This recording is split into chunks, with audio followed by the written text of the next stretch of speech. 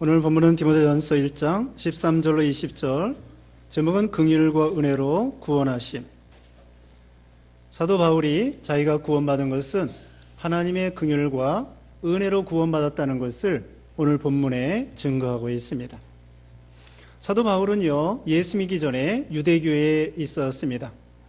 유대교회에 있으면서 보통 사람이 아니라 율법의 선생이 될 정도였습니다.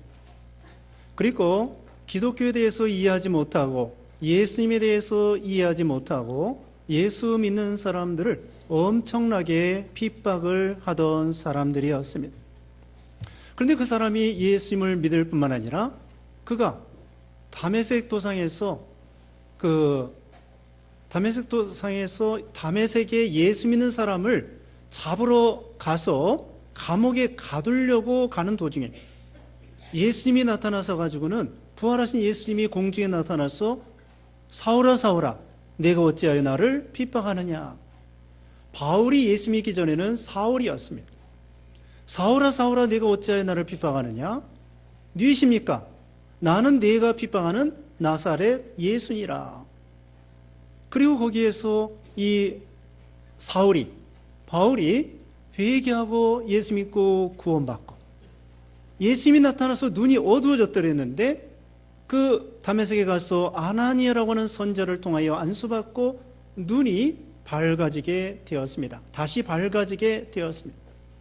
그 다음에는 예수님을 증거하는 사도가 된 것입니다. 이와 같이 기독교를 엄청나게 핍박하던 그 사람이 예수님을 믿고 구원받을 뿐만 아니라 그 위대한 사도가 될 수 있었던 것은 어떤 연유로 그렇게 사도가 되고 예수 믿는 신자가 됐다고 말할 수 있을까요? 그건 바로 오늘 본문에 사도 바울이 젊은 아들과 같은 교역자 디모데에게 편지를 보내면서 자기가 과거에 예수 믿기 전에 이런 사람이었는데 하나님의 긍휼과 하나님의 은혜와 하나님의 사랑과 하나님의 오래 참으심으로 말미암아 자기와 같은 흉악한 죄인이 예수 믿어 구원받고 위대한 하나님의 사도가 됐다고 고백을 하고 있습니다.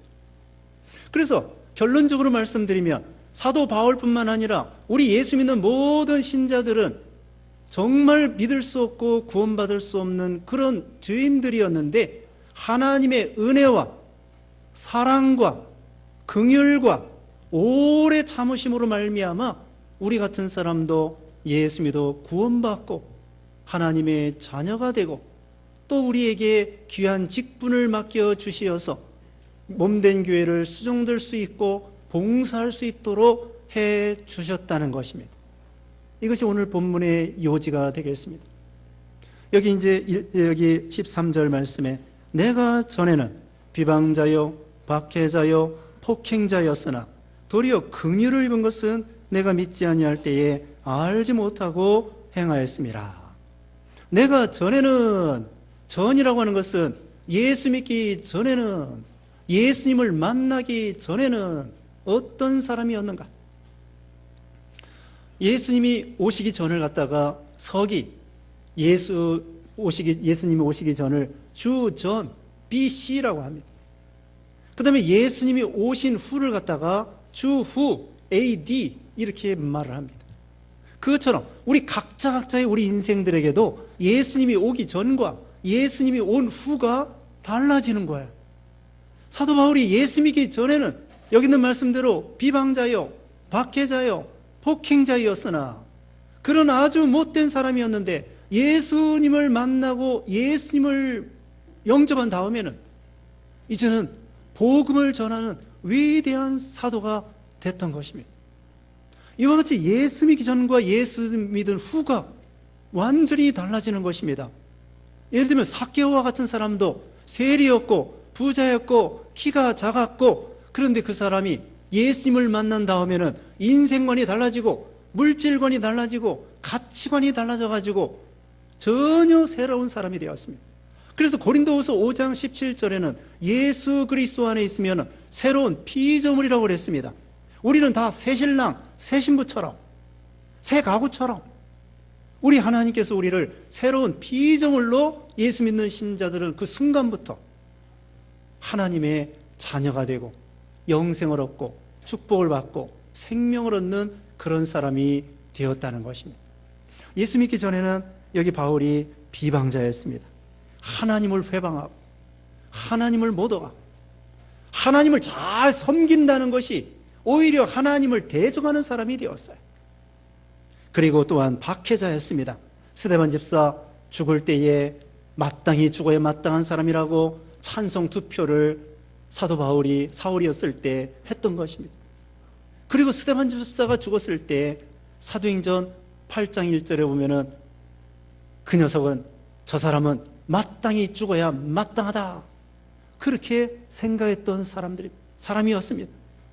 예수 믿는 신자를, 예수 믿는 종들을, 전도자들을, 스데반을 이렇게 죽이라고 그렇게 했던 사도 바울이었던 것이죠. 그 다음에 또한 뭐라고 했습니까? 폭행자라고 했습니다. 복음 전파하는 것을 막고 대적하고 하나님의 사역을 방해하던 그런 못된 사람이었는데 그 사람이 예수 믿어 구원받고 위대한 사도가 되었다는 거예요. 전에는 또한 믿지 아니할 때에 알지 못하고 행하였습니다. 여러분, 죄 중에서 가장 큰 죄가 무엇인지 아십니까? 살인, 강도, 또 간음, 그것도 물론 큰 죄죠. 국가의 반역죄, 그것도 큰 죄죠. 그러나 성경에서 말하는 죄 중에 죄는 뭐냐? 여기 있는 말씀대로 13절 중간에 내가 믿지 아니할 때에 알지 못하고 행하였습니다. 예수님을 믿지 않는 것이 죄라는 거예요. 그러므로 여러분은 우리 교회에 대해서 일반 우리 기독교에 대해서 예수 믿기 전에 바울처럼 나는 그렇게 핍박한 적이 없어. 나는 그런 큰 죄가 아니야. 그냥 예수 믿었어. 어려서부터 예수 믿었어. 그렇게 말한다고 할지라도 여기 성경에 의하면은 예수님을 믿지 않는 것이 죄고 하나님을 모르는 것이 죄고 진리를 모르는 것이 죄고 성경 말씀을 모르는 게 죄고 무지한 게 죄. 예수 믿지 않는 게 죄란 말이에요. 그러니까 우리가 죄 안 진 사람 아무도 없습니다. 사도 바울만 죄진 것이 아니라 우리 오늘날 여러분, 저나 여러분이나 모두가 예수 믿기 전에는 믿지 않는 것이 죄란 말이에요. 그 다음에는 무지한 게 죄입니다. 여러분, 미련한 것이 죄입니다. 판단을 잘못하고 솔로몬이 하나님께서 지혜를 주셔서 이 국가를, 하나님의 국가를 어떻게 하면 잘 통치할 수 있을까? 지혜를 주시옵소서. 통치 잘못해가지고 망쳐놓으면 그게 죄란 말입니다. 어떤 장군이 전쟁 나가서 정탐을 보냈는데 골짜기를 통과해야 되겠는데 정탐을 보냈는데 아무 적군이 없다고 보고를 했습니다. 그러니까 이 사령관이 좋다. 그러면 이 골짜기를 통과하라. 통과하는 중에 양쪽에서 숨어있던 그 적군들이 총알을 빗발치듯 쏘아대는 거야. 지나가는 사람이 다 죽었습니다. 이와 같이 잘 몰라서 했다. 무지입니다. 양잿물을 죽을 줄 알고 먹어도 죽고 양잿물을 죽을 줄 모르고 먹어도 죽는 거예요. 죄라고 하는 것은 알고 죄를 져도 죄고 모르고 죄를 져도 죄고 예수 믿지 아니하면은 이런 죄를 져도 지옥 가고 저런 죄를 져도 지옥 가는 그런 무지한 인생들이라는 것입니다. 여러분, 예수 믿지 않는 것도 죄지만 무지하고 미련해서 하나님을 모르는 것도 죄. 진리를 모르는 거, 이단에 빠지고 잘못된 데 빠지고 다른 종교에 빠지고 그것도 죄. 그게 옳은 줄 따라가는 그런 미련, 검은 걸 희다고 하고 따라가는 거, 그것도 미련한 거고 그것도 죄. 사도 바울은 이와 같이 과거 예수 믿기 전에는 믿지 아니하고 알지 못하고 비방자요, 박해자요, 폭행자였는데 하나님의 긍휼로 구원받았다는 것입니다. 14절에는 하나님의 은혜로 구원받았다는 것입니다. 14절에 우리 주의 은혜가 그리스도 예수 안에 있는 믿음과 사랑과 함께 넘치도록 풍성하였도다. 긍휼이라고 하는 것은요, 저주받아 마땅하고 심판받아 마땅한 사람에게 저주를 유보하고 내리지 않는 것이 긍휼입니다. 오래 참아주신다고 여기 뒤에 16절에 오래 참아주시는 거예요. 이제나 저제나 탕자가 돌아올 때까지 그 아버지가 오래 참아주시고 왔을 때에 얘 이놈아 너 왜 내 재산을 축냈느냐, 너 왜 그래, 그게 아니에요. 사랑하기 때문에 그 탕자를 불쌍히 여겨서 아프지 않으냐, 어디 몸이 상한 적이 없느냐, 그러면서 목욕을 시켜주고 옷을 입히고 가락지를 끼우고 신발을 신기고, 그게 아버지의 사랑과 아버지의 긍휼이에요. 못나도 사랑하는 것이 긍휼입니다. 우리가 자녀가 잘나서만 사랑하는 것이 아니라 아이들이 못나도 사랑해요. 공부 못해도 사랑해요. 건강이 약해도 사랑해요. 오히려 건강이 약한 녀석이 더 엄마 아빠의 마음을 애틋하게 만드는 것입니다. 그것처럼 하나님이 우리를 사랑하실 때 모든 자녀들을 다 사랑합니다. 왜? 예수님이 피로 값주고 샀기 때문에. 다 하나님의 자녀이기 때문에 믿음이 있든지 믿음이 없든지, 또 예수 믿은 다음에 죄를 짓든지 탕자처럼 아버지를 떠나든지, 그래도 우리 하나님은 무한한 사랑으로 오래 참아주시면서 긍휼히 여겨주신다는 거예요. 오래 참아주신다고 했습니다. 베드로후서 3장 8절에는 하루가 천년같이 하나님이 참아주시고 천년이 하루와 같이 심판을 연기시켜 주시는 하나님이셔요. 여러분, 만약에 사도 바울이 그렇게 예수 믿는 신자들을 그렇게 핍박하고 스데반 집사 죽일 때 찬성하고 그 못된 죄를 졌을 때에 하나님이 진노하셔가지고 다 벌을 내리고 심판했다고 하면은 사도 바울과 같은 위대한 사도는 없었을 것입니다. 그러나 하나님은 야, 너 몰라서 그러는구나, 너 몰라서 그렇게 스데반 집사 죽을 때 찬성했구나, 너 몰라서 그렇게 기독교를 핍박하는구나. 하나님이 오래 참아주신 거예요. 만약에 죄질 때 하나님이 심판했다고 하면은 살아남을 사람, 여러분이나 저나 아무도 없습니다. 예수 믿은 다음에도 죄 용서함 받았지만 믿은 다음에도 우리가 범죄할 때에 범죄할 때마다 하나님께서 즉시 역시 심한 매를 때리셨다고 하면은 우리가 하나님 앞에 아무도 설 수 없어요. 하나님이 지난번에도 말했습니다. 진노 중에 긍휼을 베풀고 10대 때릴 거 1대 때리시고 용서해 주시고 참아 주시고, 그렇기 때문에 우리가 이 정도로 교회 나오고 신앙생활하고 믿음이 조금씩 자라난 것이 있지, 하나님이 우리가 믿음 없을 때요, 죄질 때요, 하나님 앞에 하나님이 심판한다고 하면은 살아남을 사람 아무도 없다는 거죠. 그러니까 오늘 말씀 기억할 때에 사도 바울이 구원받은 것은, 다시 말씀드립니다, 하나님의 긍휼과 은혜와 사랑과 오래 참으심입니다. 다 좋은 거죠? 다 좋은 겁니다. 이 말씀, 이 단어를 꼭 기억하십시다.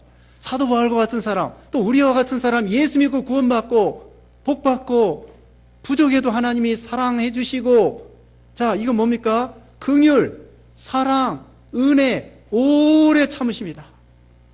이 네 가지 단어를 오늘 꼭 기억하고 집에 가시기 바랍니다. 얼마나 좋습니까?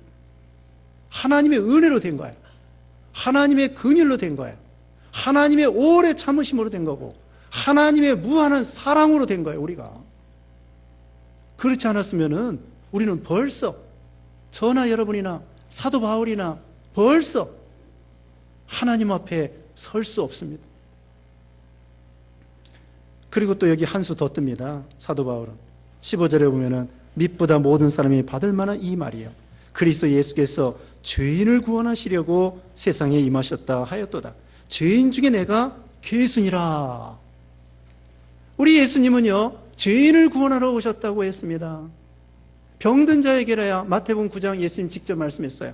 9장 13절에 병든 자에게라야 의사가 필요한 것처럼, 건강한 자에게는 의사가 필요 없는 것처럼, 병든 자에게 의사가 필요한 것처럼, 죄가 없다고 생각하는 바리새인과 같은 사람, 죄가 없다고 생각하는 바리새인과 같은 사람은 회개도 할 수 없고 예수님을 믿을 수도 없고 예수님하고 전혀 상관없는 사람입니다. 그러나 사도 바울과 같이 나는 죄인입니다. 나는 병들었습니다. 병들었다고 생각하는 사람이 의사가 필요한 것처럼 나는 죄인입니다. 죄인 중에 괴수입니다. 이런 사람들이 예수님이 필요하다는 거예요. 예수님은 죄인을 구원하러 오셨습니다. 어떤 목사님이 두 여자가 왔습니다. 한 여자는 나는 큰 죄를 졌습니다. 큰일 났습니다. 두 번째 여자는 나는 별로 죄진 것이 별로 없습니다.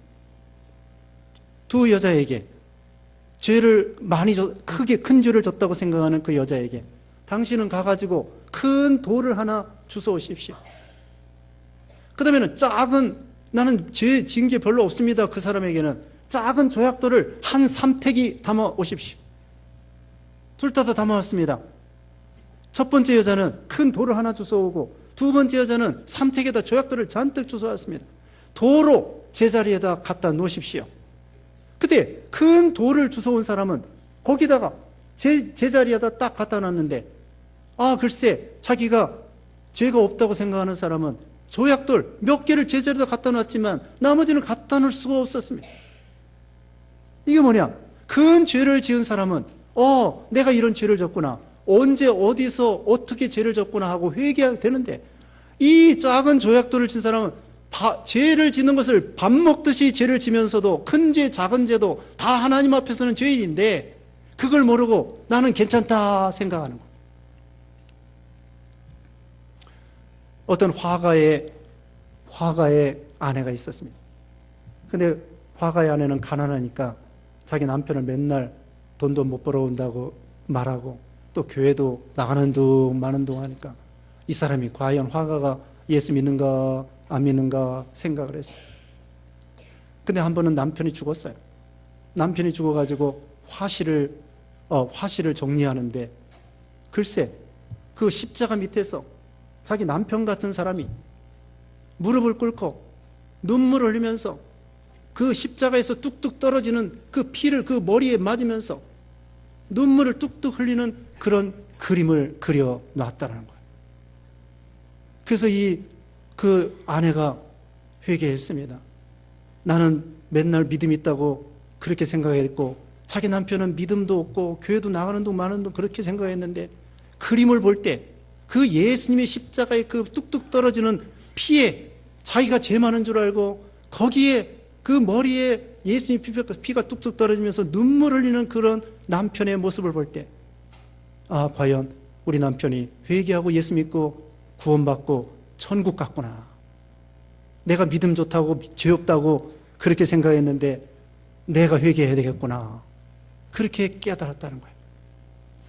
누가복음 7장 마지막에 끝부분에 오면은 죄 많은 여인이 나오면 그 동네에서 다 손가락질하고 저 사람은 죄인입니다 그렇게 했는데 이 여자가 바리새인 시몬 집에 왔습니다. 예수님도 갔습니다. 예수님이 거기서 음식을 대접받는데 그 여자가 향유를 부으면서 눈물로 그 예수님의 발을 자기 머리칼로 닦으면서 향유를 닦으면서 눈물을 흘리면서 그러는 거예요. 그러니까 이 주인 되는 시몬이가 바리새인이 음식을 대접하면서도 예수님은 거룩한 분이고 이 여자는 동네에 소문난 나쁜 여자인데 어떻게 물리치지 않으실까 속으로 생각하고 있는데 예수님 벌써 아시고서는 시몬아 내가 한 가지 질문하겠다. 500데나리온 탕감받은 사람하고 50데나리온 탕감받은 사람하고 둘 다 탕감받았을 때 누가 더 주인을 사랑하겠는가? 시몬이 대답했습니다. 많이 탕감받은 사람입니다. 내 말이 옳도다. 너는 내가 왔을 때 발 씻을 물도 주지 아니하고 감람유도 붓지 아니하는데 이 여자는 향유를 붓고 눈물로 내 발을 씻었느니라. 많은 죄가 탕감받았느니라. 감옥에 갇혔는데 사형 선고 받은 사람하고 1년 그 감옥에 갇혀야 될 사람하고 둘 다 사면을 해줬습니다. 누가 더 고맙게 생각하겠습니까? 사형 선고 받은 사람이 너무나 감사할 거 아니겠습니까? 다 죽었는데 그 사면해준 대통령이라고 합시다. 대통령이 사면해줬을 때 1년 남기고 사면받은 거하고 사형 선고 받은 거하고 사면한 거고 얼마나 우리도 마찬가지입니다. 우리가 하나님 앞에 사형 선고 받은 사람이에요. 다 죽었다고요. 지옥이에요. 예수 믿지 않는 것이 죄인. 다 멸망받을 사형 선고받은 사람인데 거기서 탕감받은 사람. 죄 많은 곳에 은혜가 넘친다고 로마서 5장 20절에 그랬다고 그랬죠. 죄를 많이 지라는 것이 아닙니다. 자기가 죄가 얼마나 큰 죄인 것을 깨달으라는 것입니다. 형제의 눈 속에 있는 티를 보기 전에 자기 속에 있는 들보를 보라는 것입니다. 똥 묻은 개가 겨 묻은 개를 욕한다고 하는 것처럼 남의 엉덩이는 잘 보이고 자기 엉덩이, 자기가 잘못한 건 안 보입니다. 산 중에 있는 도적은 잡기가 쉬워도 자기 심 중에 있는 도적은 잡기 어렵다는 말이 있습니다. 인민군은 잡을 수 있어도 간첩은 잡기가 어려운 것입니다. 그러므로 우리는 우리 속에 있는 도적을 먼저 잡아야 돼요. 남하고 싸울 생각 말고 자기하고 싸워야 됩니다. 우리 남자들은요, 남하고 잘 싸워요. 원래 이 호르몬이 원래 그렇게 돼먹었어요. 테스토스테론이라고 해가지고 우리 남성 호르몬은요 맨날 싸우는 거 좋아해요. 쟁투와 시기와. 교회에서도 싸우고 또 야당과 여당과 싸우고 야당끼리 싸우고 여당끼리 싸우고 남과 북이 싸우고 또 미국하고 싸우고 중국하고 싸우고. 그 여자들은 되게 안 싸워요. 근데 여자들은 시기해, 시기. 여자들은 샘내는 거고 시기하는 게 잘못된 거고, 남자들은 여기 어렸을 때 5살짜리 7살짜리 이런 것들도 총 가지고 싸워요. 아니, 총 가지고 놀아요. 장난감이 총이야. 여자들은 인형 가지고 노는데 원래 생겨먹은 것이 남자들은 싸우는 거 좋아해요. 그거 고쳐야 해요. 쟁투와 시기를 버리라고 그랬잖아요. 죄인 중에 계수라고 했습니다. 아니, 바울과 같은 사람이 죄인 중에 계수라고. 계수라는 것은요, 우두머리예요. 우두머리. 조폭의 우두머리라고 하는 것입니다.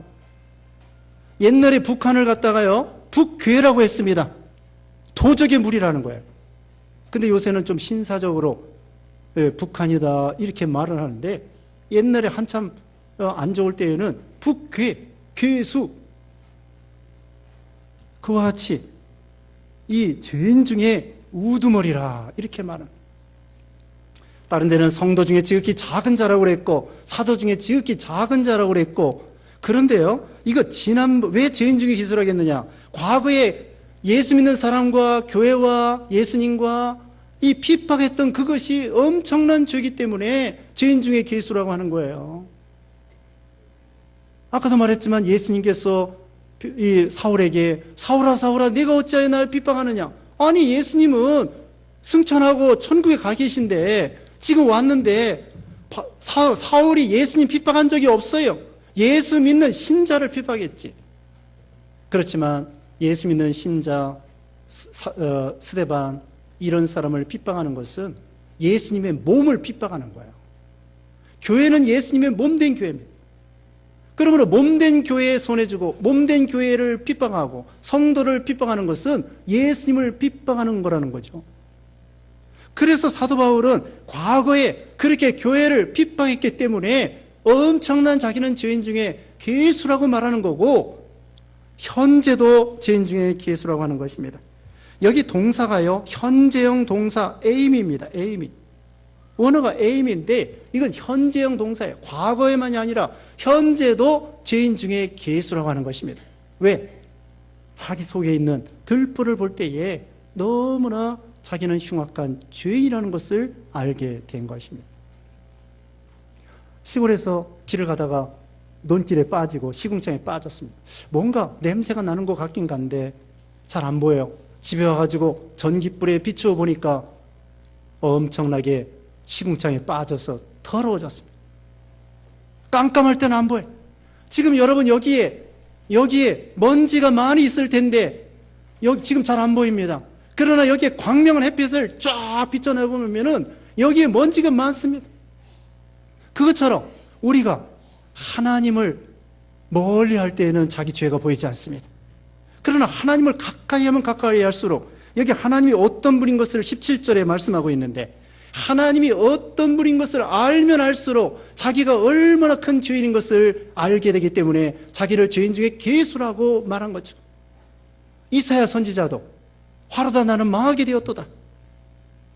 사도 요한도 계시록 1장에 보면 예수님 앞에 거꾸러지고, 모세도 출애굽기 40장에 보면은 성막을 건설한 다음에 감히 성막에 들어갈 수 없었을 정도로 거룩하신 하나님 앞에 자기는 얼마나 죄인 중에 괴수인 것을 알게 되는 거죠.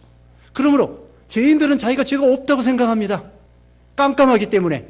그러나 성자들은, 바울과 같이 성자들은 하나님을 너무나 가까이 하고 잘 알기 때문에 자기가 얼마나 큰 죄인 것을 알게 되는 것입니다. 결론적으로 죄 많은 곳에 은혜가 넘친다고 하는 것처럼 자기가 죄가 많다고 생각하는 사람은 하나님 앞에 회개하게 되고 하나님의 은혜를 그만큼 많이 받을 수가 있는 거예요. 탕자가 있습니다. 탕자가 아버지 거 다 허랑방탕해가지고 돌아왔습니다. 회개했습니다. 근데 탕자의 형이 있습니다. 탕자의 형은요, 자기는 다 잘했다고 생각해요. 아버지 재산 축내지 않았습니다. 또 아버지 마음을 아프게 하지 않았습니다. 자기 딴에는 잘했다고 생각해요. 그러나 아버지가 볼 때는 똑같습니다. 밖에 있는 탕자가 있고 집안에 있는 탕자가 있는 것입니다. 그런데 밖에 있는 탕자가 회개하기가 더 좋아요. 은혜 받기가 더 쉬워요. 또 아버지 마음을 오히려 회개하니까, 야, 너 참 이렇게 돌아온 게 잘했구나. 그 다음에는 목욕을 시켜주고 옷을 입혀주고. 그런데 정작 집안에 있는 탕자의 형은 아버지 마음을 불편하게 해드리는 거예요. 동생이 왔을 때 잔치도 하지 아니하고 집에 들어오지도 않고 삐뚤어져 가지고는, 아니 내 친구들과 같이 염소 새끼 하나 잡아주지 않더니 이 탕자 돌아왔는데 글쎄 송아지를 잡아주셨나이까. 오히려 아버지 마음을 아프게 하는 것이 누구냐? 둘 다지만은 더 마음을 아프게 하는 것은 집안에 있는 탕자의 형이에요. 바리새인과 같이. 자, 우리는 하나님 앞에 스스로 죄인 중에 괴수인 걸 알고 회개하는 믿음, 그게 바로 하나님의 은혜를 받을 수 있다는 것입니다. 17절에는 영원하신 왕, 곧 썩지 아니하고 보이지 아니하고 홀로 하나이신 하나님께 존귀와 영광이 영원뭉토록 있을지어다. 아멘. 이건 뭐냐면요, 우리 인간의 구원에 있어서는 하나님께만 영광을 돌려야 된다는 거예요. 우리 사람은요, 아무 공로가 없습니다. 모든 게 하나님의 은혜입니다. 하나부터 10가지, 1000가지, 10,000가지가 하나님의 은혜입니다. 우리 구원에 있어서, 영생에 있어서 우리의 공로로 구원받은 사람 한 사람도 없습니다. 다 죄인입니다. 그러므로 하나님께만 영광, 존귀, 모든 것을 돌려드려야 된다는 뜻입니다. 그 다음에 18절에 선한 싸움을 싸우라고 했습니다. 선한 싸움, 여기 20절에도 후메네와 알렉산더와 같은 거짓 스승들이 있었습니다. 또 여기 지금 앞에 4절에 보면은 신하와 끝없는 족보에 몰두하지 말라고 그랬고, 3절 끝에는 다른 교훈을 가르치지 말라고 그랬습니다. 이와 같이 초대교회 때 거짓 스승들이 들어와가지고는 이단과 사이비한 것들, 그런 사람들과 선한 싸움을 싸우라는 것입니다. 서울시청 앞에서 동성연애자들이 퀴어 축제를 했습니다. 우리 기독교 단체에서 반대 집회를 했습니다. 선한 싸움을 싸우는 것입니다. 이제는 공개적으로 우리나라 한복판에서 노골적으로 이런 동성연애를 옹호하고 이런 시대가 되었어요. 이때 우리가 선한 싸움을 싸우는 것입니다. 그리고 아까도 말한 것처럼 남하고 싸울 생각 말고 우리 속에 있는 부패성과 싸워 이기라는 것입니다. 그 다음에 19절에 믿음과 착한 양심을 가지라. 어떤 이들은 이 양심을 버렸고 그 믿음에 관하여는 파선하였느니라. 믿음과 착한 양심은 한 가지입니다. 믿음을 버리면 양심을 버리는 거고, 양심을 버리면 믿음을 버리는 것입니다. 양심은 손 바닥과 같은 거고, 믿음은 손 등과 같아요. 그래서 이 믿음과 양심은 분리할 수가 없습니다. 믿음을 버린 사람은 양심을 버리고, 양심을 버린 사람은 믿음이 파손하여 깨지게 되는 거예요. 그러면 우리는 예수 믿는 신자의 양심은 선한 양심, 착한 양심입니다. 안 믿는 사람의 양심은 죽은 양심. 또 이단과 배교자의 양심은 뭐냐면요, 여기 4장 2절에 화인 맞은 양심. 화인 맞은 양심은요, 쇠를 갖다가 쇠도장을 불에 달궈 가지고는 말 잔등에다가 지지지 하고서는 화인을 찍는 거예요. 이것은 주인이 누구다? 안 지워집니다. 안 지워지는 것처럼 화인 맞은 양심, 타락된 양심, 배교자의 양심, 이단의 양심, 화인 맞은 양심. 우리 예수 믿는 신자들은 선한 양심인데, 선한 양심은 말씀에 비판받은 양심입니다. 말씀을 들은 대로 양심이 움직이게 되는 거예요. 말씀의 주의를 거룩히 지켜라. 그러면 주의를 거룩히 지켜야 되겠구나. 주의를 거룩히 지키지 아니하면 양심이 벌써 이게 안 돼. 오늘 교회 나올 때에 놀러 가면 안 되겠구나. 교회 가야 되겠구나. 양심이 가르쳐 줍니다. 여러분 양심대로 오신 거예요. 또 지각하면 안 되겠지. 지각하면 안 되겠구나. 그런 양심이 있으면은 양심을 써야지. 지각하지 말아야 되지. 양심은요, 한참 있다 가르쳐 주지 않습니다. 양심은 즉시 가르쳐 줍니다. 그래서 그때 즉시로 순종해야 돼요. 양심을 한 번 어기고 두 번 어기고 세 번 어기면은 무뎌지고 나중에는 양심대로 하지 않아도 하나님이 내버려 둡니다. 그러다가 정말 욕심 부리다가 결국 양심 버리고 욕심 따라가다가 죄 짓고 망할 수밖에 없는 거예요. 양심대로 살면 성령의 감동이 있습니다. 기쁨이 있습니다. 위로가 있습니다. 하나님의 은혜가 있습니다. 하나님이 힘을 주십니다. 능력을 주십니다. 근데 양심대로 살지 않으면은 욕심 따라가게 되고 죄 짓게 되고 성령께서 역사하지 아니하고 힘이 점점 약해지는 거예요. 신앙의 힘이 약해지는 거야. 그러니까 어떻게 해야 돼요? 양심을 똑바로 쓰면 됩니다. 양심을 똑바로, 우리 예수 믿는 신자들은 다 선한 양심이에요. 선한 양심을 힘써 쓰면 돼요. 힘써 쓰면 성령이, 다시 말하면 성령이 감동하고 기쁨이 있고 은혜가 있고 하나님이 함께해 주시고 힘 주시고 능력 주시고 하나님이 역사해 주시는 거예요. 그래서 양심을 쓰는 것이 이게 축복입니다. 이 양심은 사법적인 기관이에요. 옳다 그르다는 것을 잘 가르쳐줘요. 그래서 우리는 범사에 양심을 써요. 요셉이가요, 보디발의 아내가 미혹할 때 양심을 썼습니다. 어떻게 내가 하나님과 여러 사람 앞에 이런 큰 죄를 짓겠느냐? 하나님 눈에 안 보여요. 아무도 안 보여요. 둘밖에 없어요. 그래도 하나님 앞에 양심을 써보니까 이래서는 안 되겠구나. 양심을 날카롭게 쓴 거예요. 삼손은요, 양심을 쓰지 않았어요. 삼손은 기회가 있었습니다. 회개할 기회가 있었어요. 그런데 들릴라에게 또 찾아가고 또 찾아가고, 처음에는 말해주지 않았어요. 머리카락에 대한 비밀을 말해주지 않았어요. 다른 거 말해주다가 나중에 자꾸 들들 볶으니까 나중에 얘기해 줬어요. 그게 양심을 안 쓴 거예요. 처음에 양심을 똑바로 써서 이거 나를 미혹해서 죽이려고 하는 거구나. 들릴라가 나를 사랑하는 것이 아니라 나를 미혹하여 죽이려고 하는 거구나. 내 신앙의 비밀을 알아가지고 죽이려고 하는구나. 그 양심을 똑바로 썼으면 첫 번째 시험할 때 싹 이길 수 있었던 거예요. 그러므로 우리는 믿음과 착한 양심을 힘써 지킬 것. 그러면 우리 신앙에 있어서 승리할 수 있고 성공할 수 있고 참 힘있게 성령의 능력과 감동으로 따라갈 수 있는 것입니다. 자, 오늘 우리는 다 죄인 중에 괴수라고 하는 것, 하나님의 은혜로 우리가 구원받고 사도 바울은 사도가 되고 또 우리는 귀한 직분을 맡겨주셨고, 자, 네 가지 용어, 하나님의 긍휼과 하나님의 은혜와 하나님의 사랑과 하나님의 오래 참으심, 이것으로 우리가 은혜로 구원받은 거 기억하고 선한 싸움 잘 싸우고 양심을 쓰는 여러분 되시기를 주님의 이름으로 축원합니다.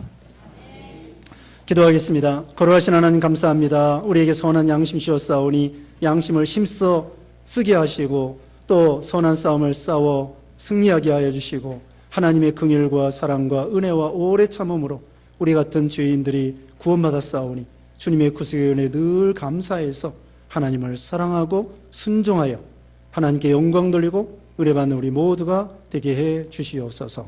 예수님의 이름으로 기도드리옵나이다. 아멘.